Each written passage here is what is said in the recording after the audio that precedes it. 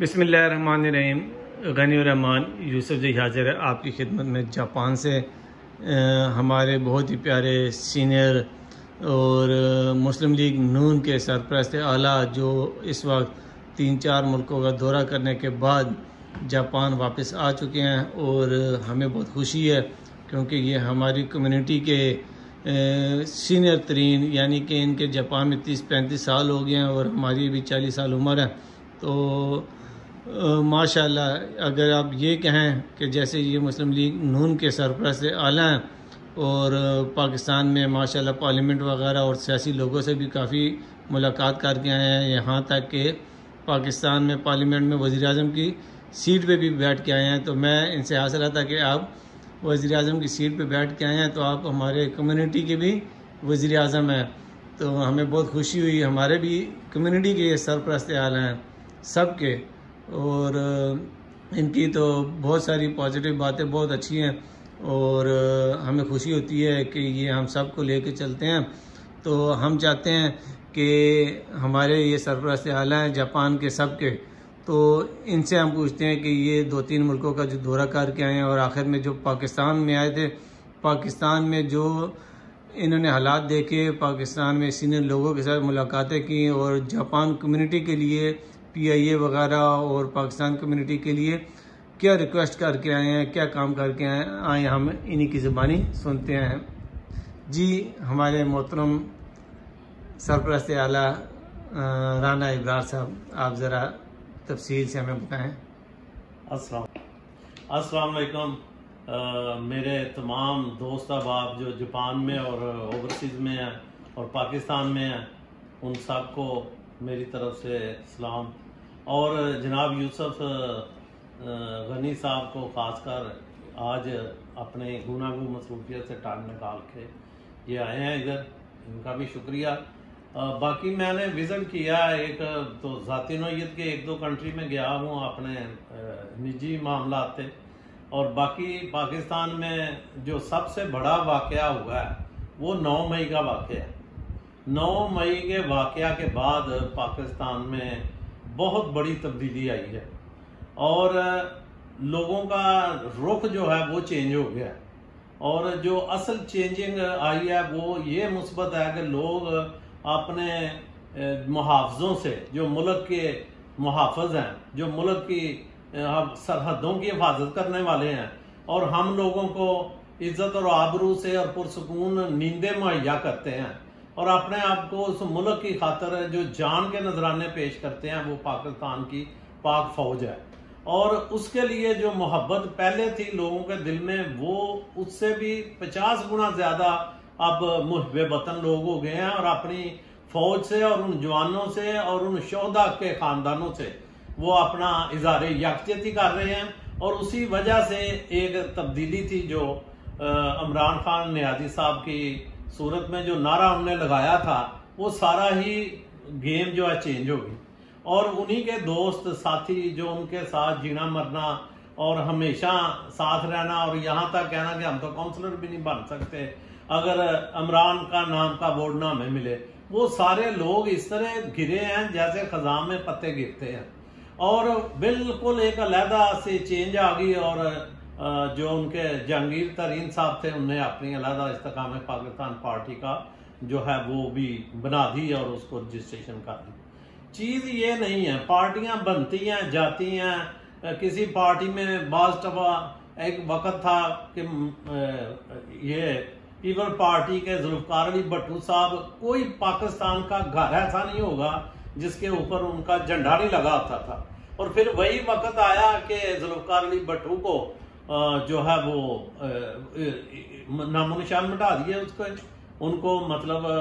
अदालतों की तरफ से ही जो है सज़ाए मौत सुना दी गई, और अदलिया ने उनका खून किया, अदलिया ने ही उनके साथ ज्यादती की। और जब भी कभी मुल्क में मार्शल लॉ भी आए तो अदलिया ने ही उसकी मतलब उनको प्रोटेक्ट किया। तो ये अदलिया जो है ना, 3 सतून हम तो सुनते आए हैं, अदलिया होती है और पार्लियामेंट होती है और फौज होती है, ये 3 सतून जो है ना, यही पाकिस्तान की इमारत को इनने जो है खड़ा किया होता है। लेकिन अदलिया ने हमेशा जो है वो ऐसे लोग आए हैं कि एक बाबा डैम होता था, बाबा रहमते भी उसे कहते हैं, कि उनने बड़े पैसे जमा किए लेकिन आज तक अवाम के वो पैसे वहां लग नहीं सकते। मैं सिर्फ ये कहना चाहता हूं अपने तमाम ओवरसीज में रहने वाले भाइयों को, चाहे उनका किसी सियासी जमात से तल्लक है, वो सबसे पहले मुसलमान है और फिर पाकिस्तानी है, और उनको पाकिस्तानी होने की हैसियत से मुहिब्बे वतन होना बहुत जरूरी है। इसी वजह से आज एक जो कि बड़ा वो कहते थे कि हमारी यानी कि शोहरत है और हमारी पार्टी का बड़ा एक मकाम है, क्या वजह हुई कि उनके वही लोग सारे छोड़ के चले गए। वो मुहिब्बे वतन होने की वजह से गए कि वो पार्टी में अपने ही अदारों के खिलाफ जंग करने नहीं आए थे, वो अपने मुल्क को संवारने के जज्बे से आए थे कि नया आदमी है, नई चेंज है, हम इसके साथ चलते हैं। जब उनने मंशूर देखा कि ये तो पुराना मंशूर है गलत, जो कि ओवरसीज के दूसरे कंट्री जो गैर ममालिक के हैं पाकिस्तान को तबाह करने के लिए बनाया,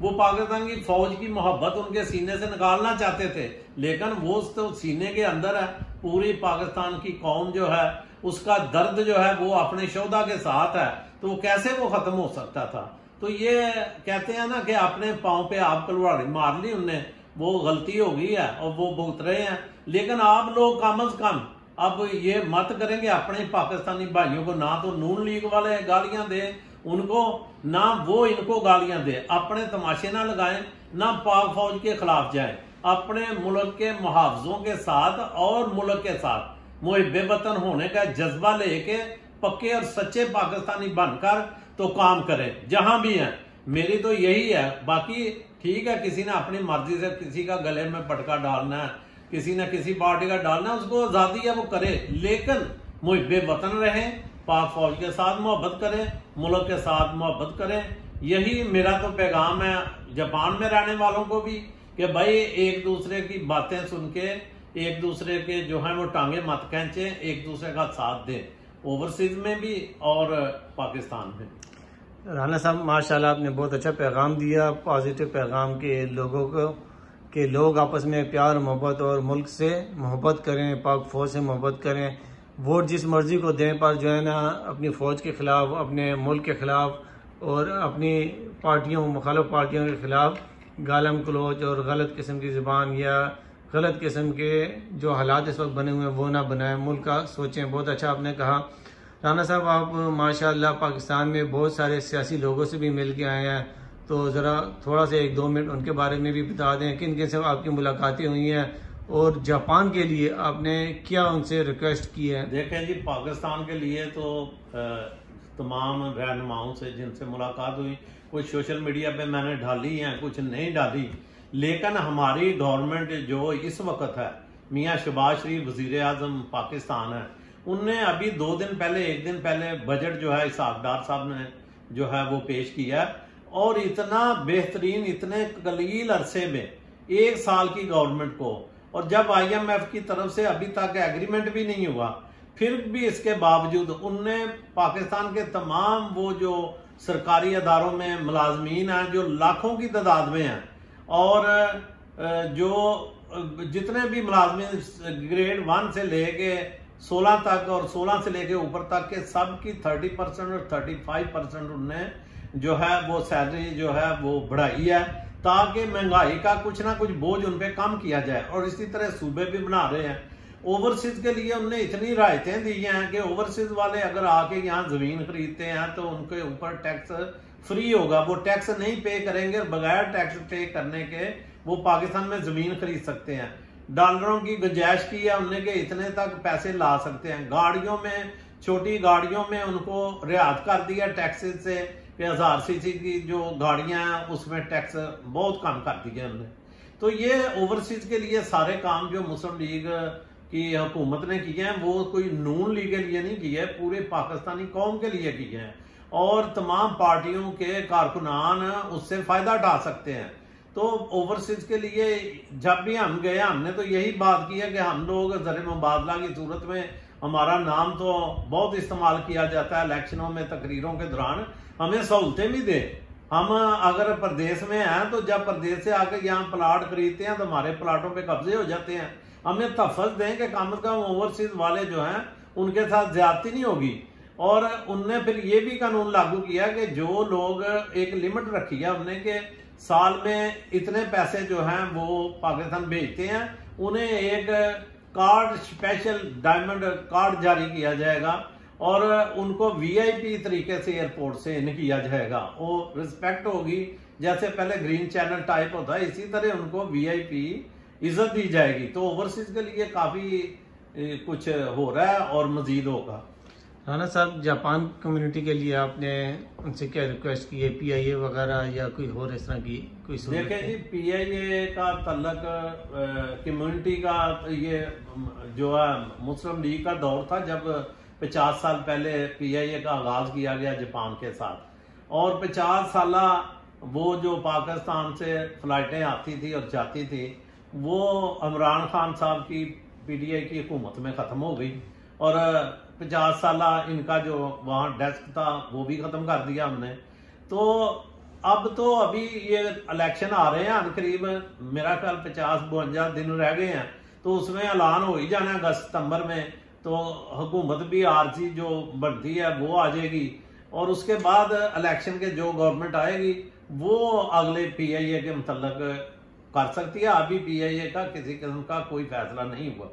और रिक्वेस्ट हमने जरूर की है कि ये हमें सहूलत दी जाए, क्योंकि आज तक पीआईए का जहाज आता था और हमारे यहाँ मस्जिदों का बड़ा मसला था, तो बड़े तगोदू के बाद उस वक्त ये मसला हल करा के तो फ्री करवाई थी कि मस्जिद फ्री लेके जाएंगे। लेकिन आज वो कितने लोग हैं जिनके पास इतना खर्चा बर्दाश्त करने की कुव्वत नहीं कि उनकी डेड बॉडी पाकिस्तान पहुंचाई जाए, तो वो इधर ही दफन हो रहे हैं बेचारे, और जिनमें गुंजाइश है वो करा के महंगी डेड बॉडी तो वो भेज रहे हैं। तो ये बहुत बड़ी एक तकलीफ दे बात है। तो इसकी रिक्वेस्ट पहले भी की, अब भी हम करते हैं कि पीआईए को फौरी तौर पे चलना चाहिए, ताकि हम अपने वतन की खुशबू जापान के अंदर और अपने वतन का फ्लैग जो है जापान के अंदर लहराता देखें। जी, बहुत शुक्रिया आपका, आपने कीमती टाइम हमें दिया और अपनी कीमती राय हमें दी। हम दुआ गो अल्लाह पाक आपको सेहतमंद खुश खुरम रखे, आपका साया हमारी जापान कम्युनिटी, पाकिस्तान कम्युनिटी पे कायम और दायम रखे, अपनी दुआ में याद रखें। अस्सलाम वालेकुम वरहमतुल्लाहि वबरकातुहू। पाकिस्तान जिंदाबाद। पाकिस्तान।